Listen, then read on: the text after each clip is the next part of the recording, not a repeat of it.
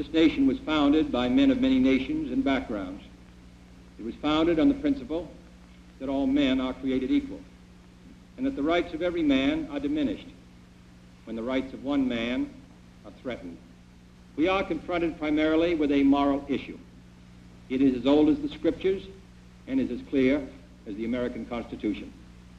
The heart of the question is whether all Americans are to be afforded equal rights and equal opportunities, whether we are going to treat our fellow Americans as we want to be treated. If an American, because his skin is dark, cannot eat lunch in a restaurant open to the public, if he cannot send his children to the best public school available, if he cannot vote for the public officials who represent him, if, in short, he cannot enjoy the full and free life which all of us want, then who among us would be content to have the color of his skin changed and stand in his place? Who among us would then be content with the counsels of patience and delay? 100 years of delay have passed since President Lincoln freed the slaves, yet their heirs, their grandsons, are not fully free. They are not yet freed from the bonds of injustice. They are not yet freed from social and economic oppression. And this nation, for all its hopes and all its boasts, will not be fully free until all its citizens are free. I have therefore chosen this time and place to discuss a topic on which ignorance too often abounds and the truth too rarely perceived, and that is the most important topic on earth, peace. What kind of a peace do I mean, and what kind of a peace do we seek? Not a Pax Americana enforced on the world by American weapons of war, not the peace of the grave or the security of the slave.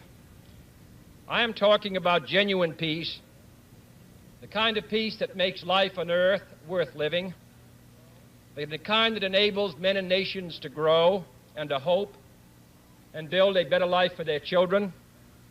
Not merely peace for Americans, but peace for all men and women. Not merely peace in our time, but peace in all time. I speak of peace because of the new face of war. Total war makes no sense in an age where great powers can maintain large and relatively invulnerable nuclear forces and refuse to surrender without resort to those forces. It makes no sense in an age where a single nuclear weapon contains almost 10 times the explosive force delivered by all the Allied air forces in the Second World War. It makes no sense in an age when the deadly poisons produced by a nuclear exchange would be carried by wind and water and soil and seed to the far corners of the globe and to generations yet unborn.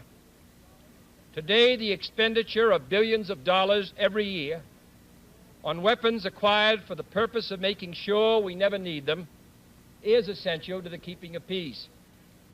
But surely the acquisition of such idle stockpiles, which can only destroy and never create, is not the only, much less the most efficient, means of assuring peace.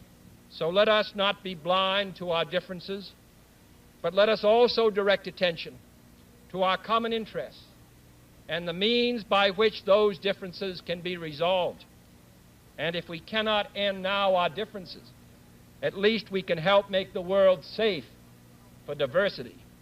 For in the final analysis, our most basic common link is that we all inhabit this small planet. We all breathe the same air. We all cherish our children's futures. And we are all mortal. But why, some say, the moon? Why choose this as our goal? And they may well ask, why climb the highest mountain? Why, 35 years ago, fly the Atlantic? Why does Rice play Texas? We choose to go to the moon. We choose to go to the moon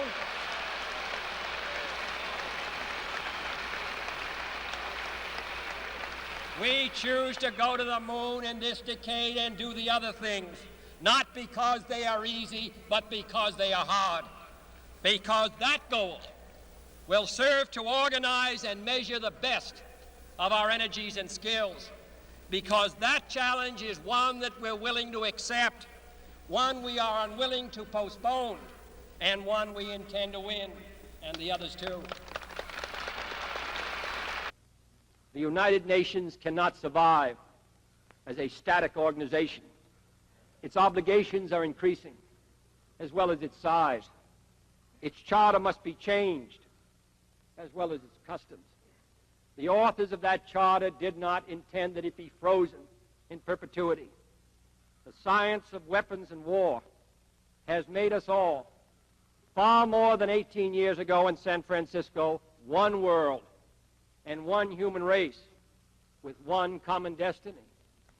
In such a world, absolute sovereignty no longer assures us of absolute security.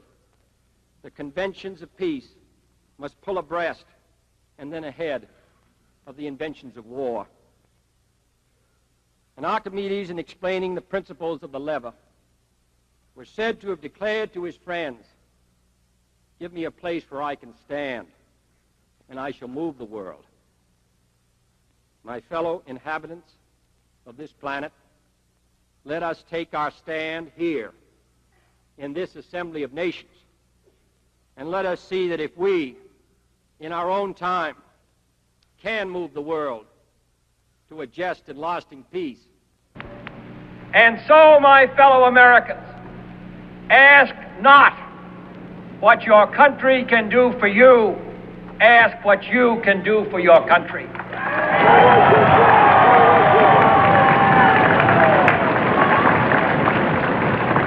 My fellow citizens of the world, ask not what America will do for you, but what together we can do for the freedom of man.